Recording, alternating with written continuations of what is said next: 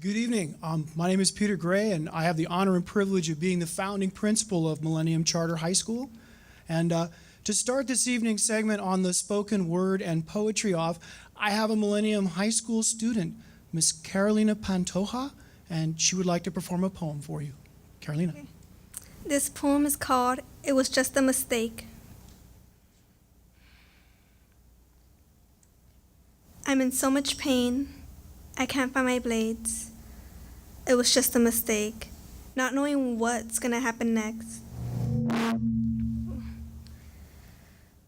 Everywhere I turn, anywhere I look, everyone knows the mistakes I've done. I'm not perfect.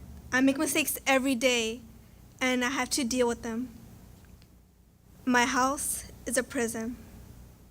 My room is a cell. And the one I have to call mom is the guard. Not knowing what's gonna happen, I just know that no matter what, where I go, or what I do, she's always right there.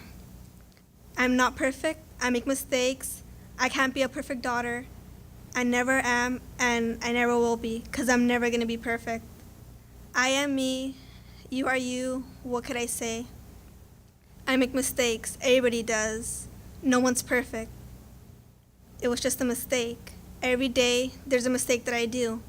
I'm not embarrassed of it. I'm not ashamed. It's just me. It's who I am. It's just the mistakes. I'm not perfect. It doesn't matter where I am or what I do. I could admit it.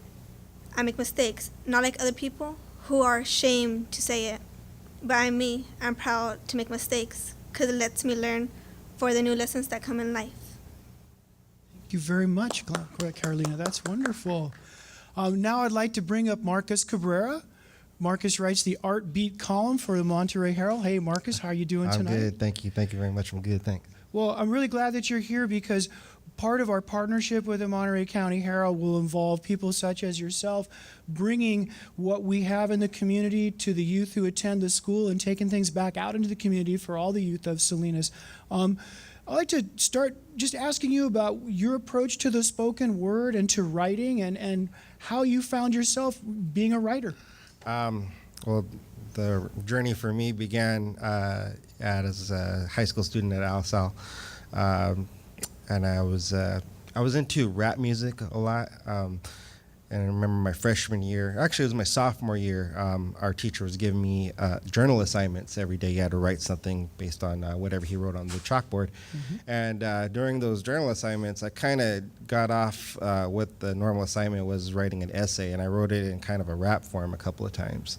And rather than, mark me down for not sticking to the assignment, my teacher, Ron Contreras, he signed me up, suggested I take some writing extension courses that were being offered through UC Santa Cruz.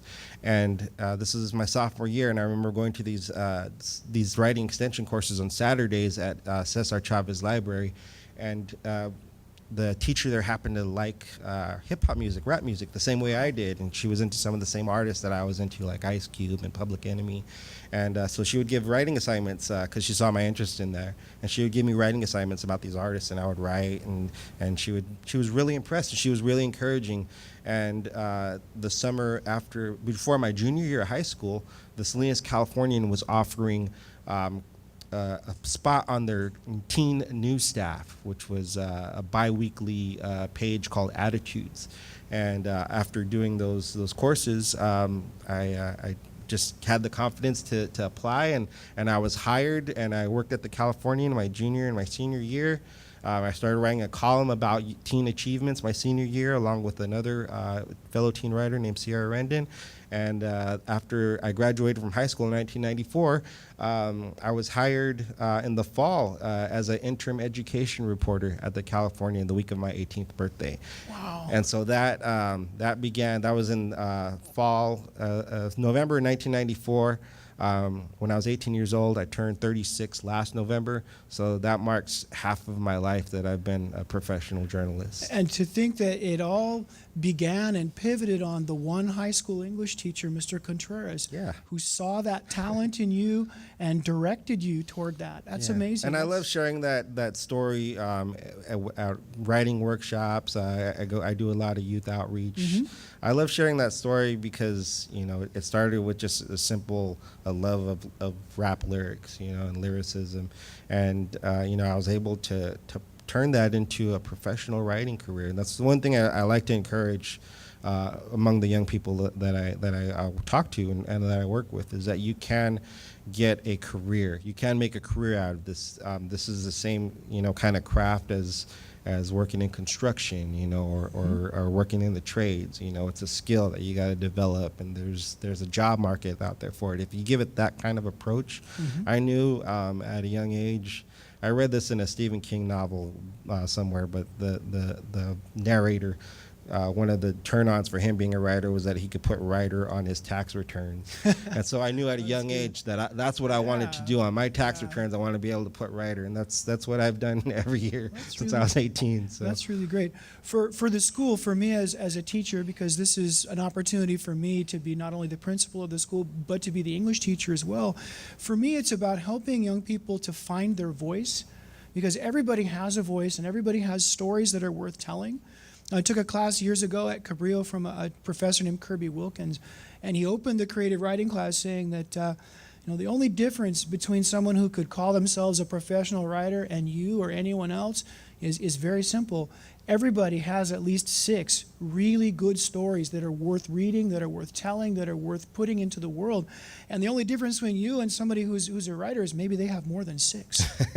But inside, we all have a voice, and it's about empowerment. Yeah. It's about being able to deal with someone as far as, you know, can I write coherently and clearly and get my money back when I've been defrauded?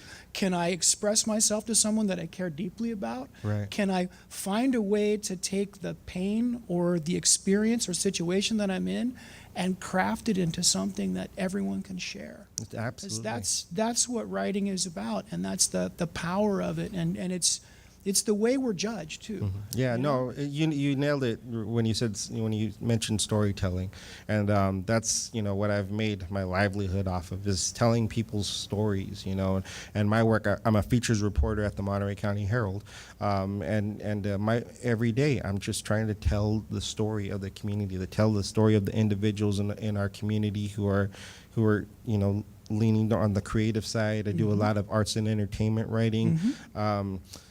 And Monterey County just has a terrific history of artistry. You know, my weekend column, I write a Sunday column called The Beat, and this weekend's column happens to focus in on Salvador Dali, and he was a resident of Monterey Peninsula for a little bit.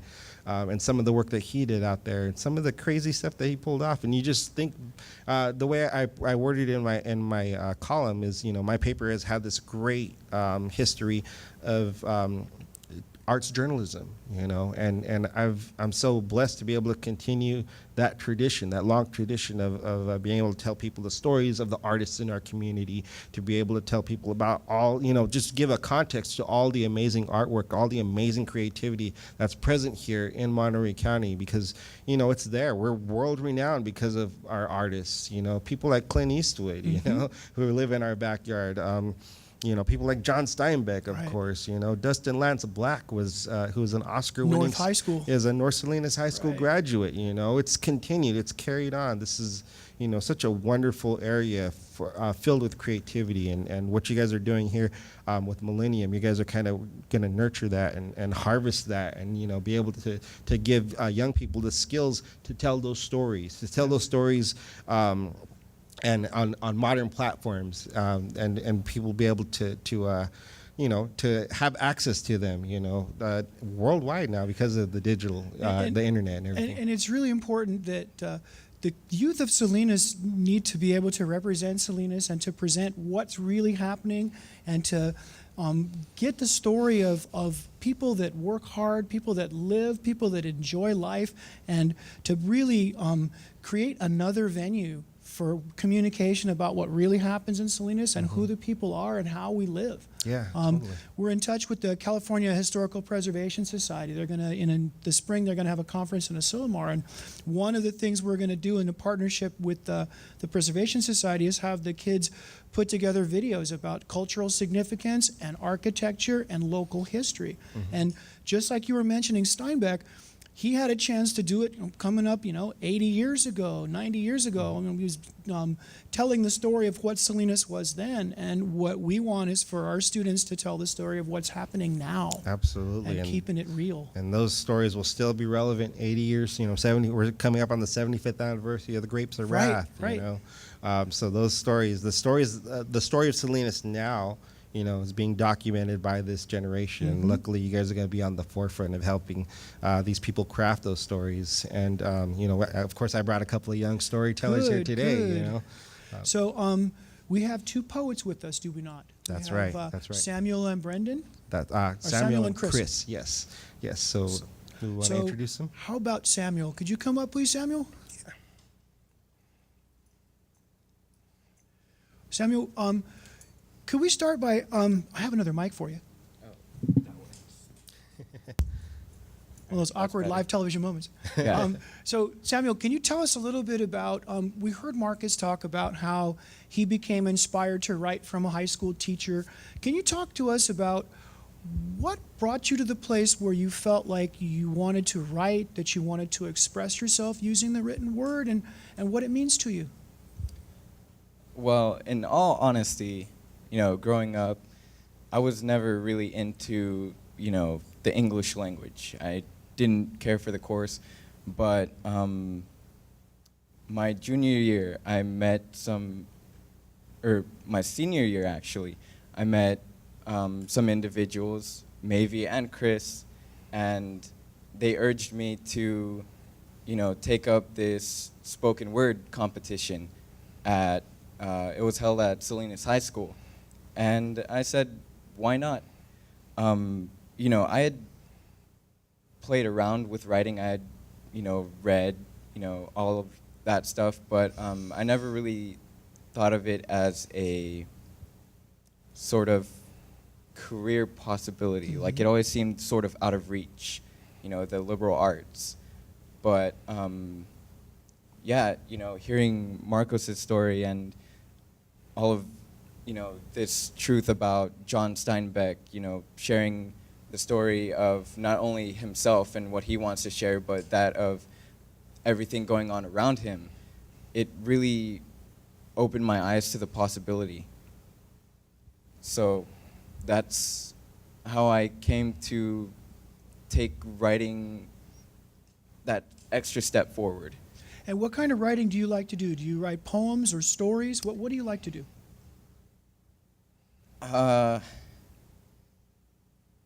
Poetry is what I write the most. I would like to eventually someday write a novel. Good.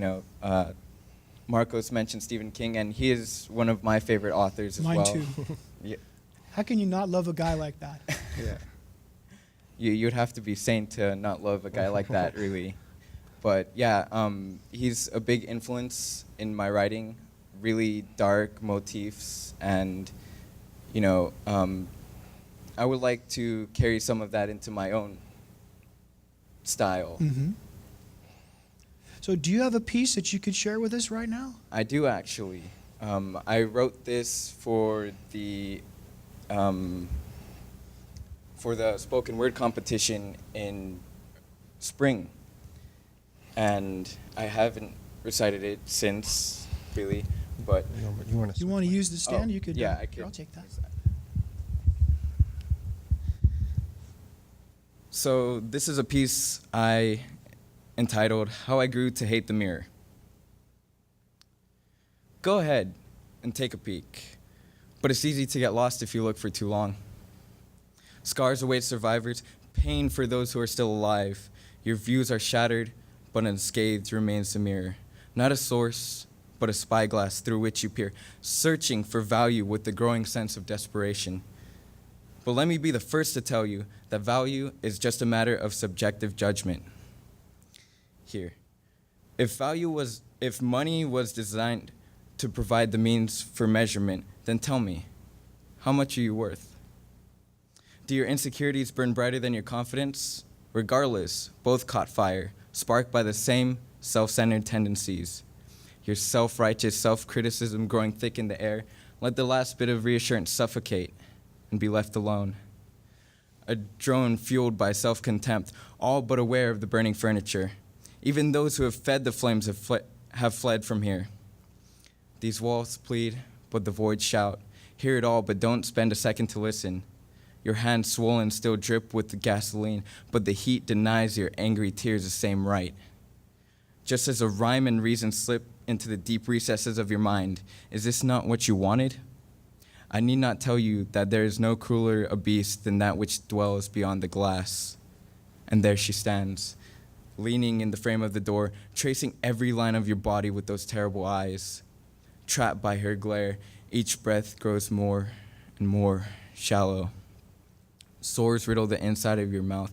The anxiety is getting to you, and all the while you taste blood, but dare not stop. A reminder of the ruin and eradication of past refuge, hardly, if at all, comforting. And the rubble is mounting quickly about your feet. No time to take in the view, but you have no desire to do anything but that. You can't touch these walls, but you feel them suffer all the same. Either of you have yet to move. If not courage, then can't you call upon your hatred to step past her? A sea of conviction to let her burn. You stand, accumulating a debt to Father Time. Then a sharp wind cuts the stillness as you cross through the room. She steps aside as you approach, but never breaks her gaze. Not a single word said as you step through the door. On the other side, the fire is quelled and the beast gone, but your home remained a victim of the inferno. Oh, the tragedy, nay, the fall of Rome compares to the destruction of your pathetic home. Easy it is to weep, not so to build anew. Left with your hands bloody and bruised and your mind sundered, it would be quite the feat, if not miraculous, should you rise to your feet and raise new walls reluctant to stay down. This time around, I'd suggest installing a sprinkler system, but don't expect it to hold off a hurricane. Samuel, give a round of applause for Samuel. That was awesome. Samuel, I gotta say, there's a cinematic quality in your work. I could see it. I had a visual image of all of these things and the directions. I mean, that could be turned into a screenplay or a visual story. It's you should definitely consider screenwriting, my friend. You have a talent. You're too kind. I would very much like to see that image produced. You know, all I've got is what's in my head, and through this piece, I hope to share that with other people. But that's all I could hope to do is try to display that through my words. Well, you are well on your way. Right on. Thank you. Thank you very much, Samuel. We have another poet coming up, Marcus? That's right, yes. And this young man, he was Samuel's classmate over at North Salinas High School. I should have mentioned North Salinas High School has been bringing out some really talented young poets. We held a poetry slam competition out in April, and North Salinas High School won that team competition. And I'll bring up one of the top poets from that team. His name is Christopher Rendon. Why don't you come on up? All right, Chris, why don't you have this mic? Beside you right now. Okay. So I wrote this last night, and I'm kind of like, it's kind of rough. So, just to the people watching. Can I find heaven in something so vulnerable as you? After an argument that led to a door with no future, you stumble to a nearby bench and you take that moment to sit down and think.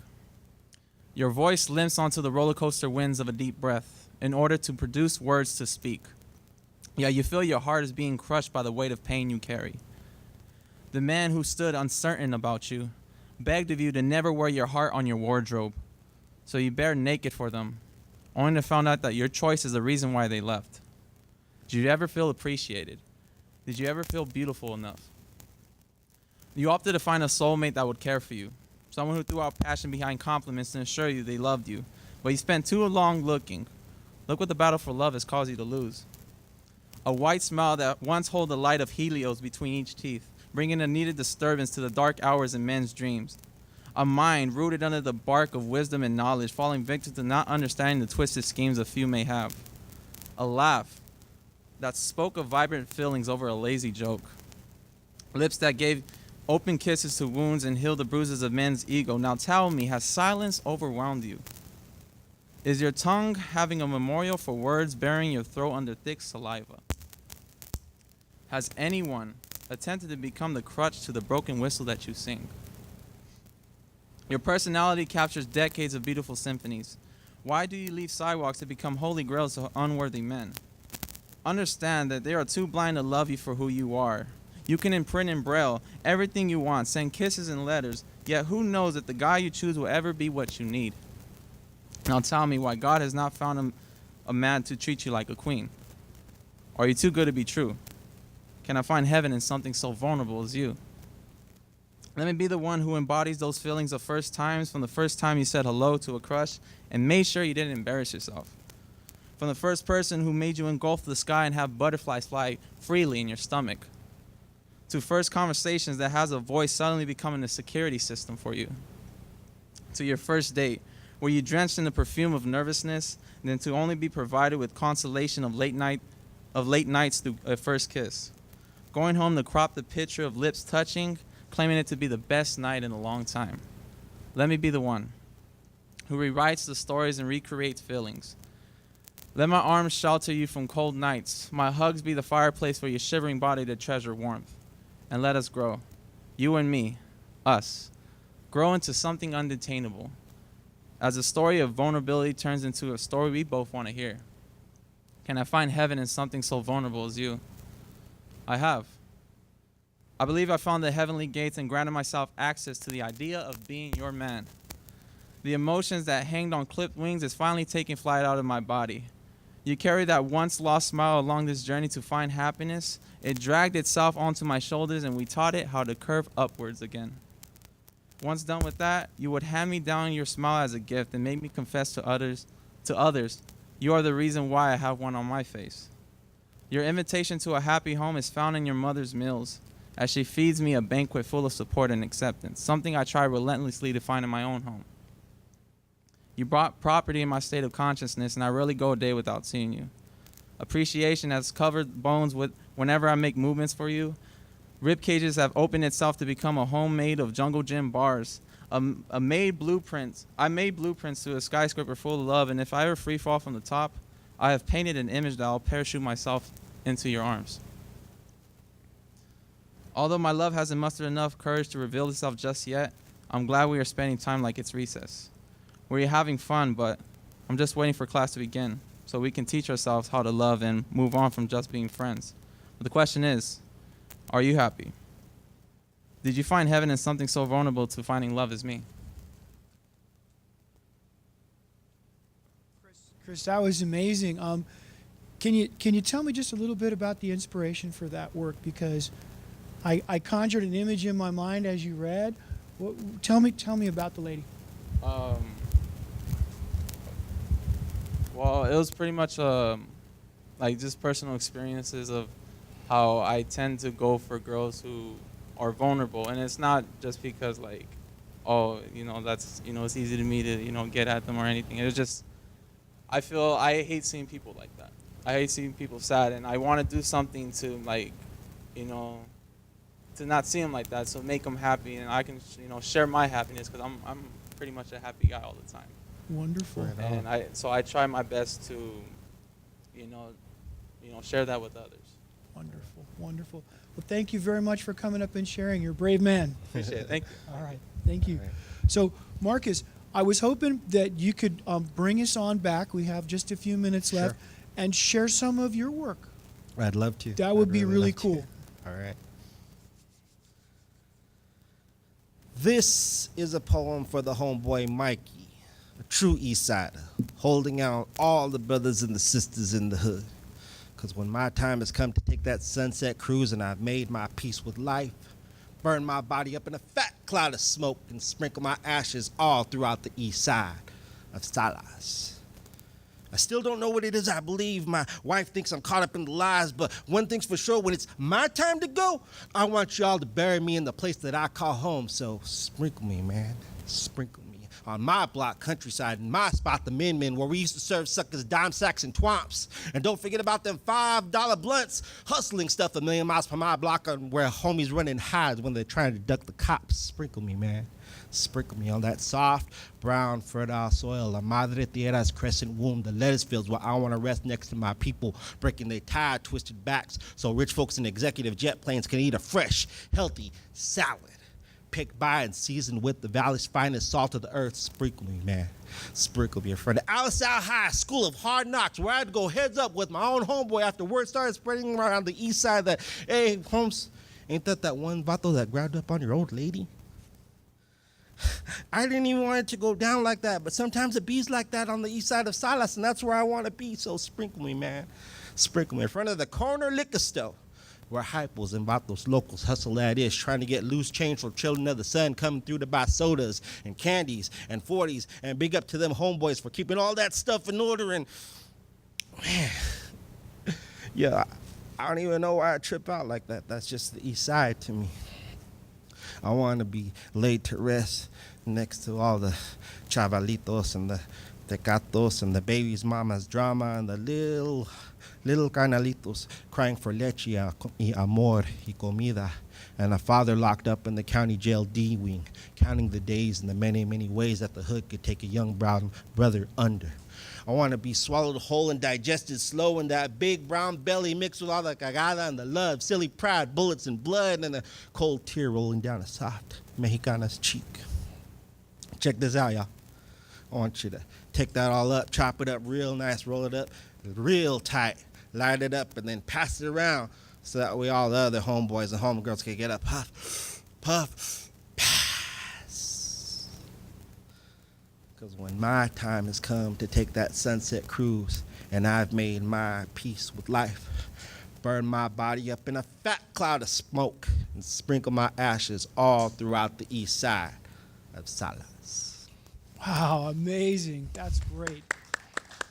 No. I haven't performed that in a while, so. Well, it came right out of your heart. It came right out of your heart, Marcus. Yeah. That's amazing. Thank you. And I don't know. I could feel it. I could feel it going to music. It has a musical quality to it. Thank you. Well, the most important thing for me is like trying to take the imagery of the neighborhood where I went and trying to let people know that there's beauty in the misconceptions. There's beauty under, in every shattered piece of glass. There's beauty in all that, concrete and all the fields and everything. I grew up in East Salinas. I don't live there no longer, but I'll always consider that my home, and I'll always be a proud representative for that side of town. And, just trying to pass that along for, we saw these great young poets here, Samuel and Christopher, and I got other young poets that you'll see, hopefully, my man Eduardo Velasquez, he's coming up with Artist Inc. in a little bit. Just want to encourage these young people to write, encourage these young people to tell their stories, whatever form, whatever style they want to choose, whether it's spoken word poetry, whether it's rap lyrics, whether it's essays, whether it's novels, whatever it is, man, just pick up that pen and pad and just put it down, That's what we writers do, just put it down.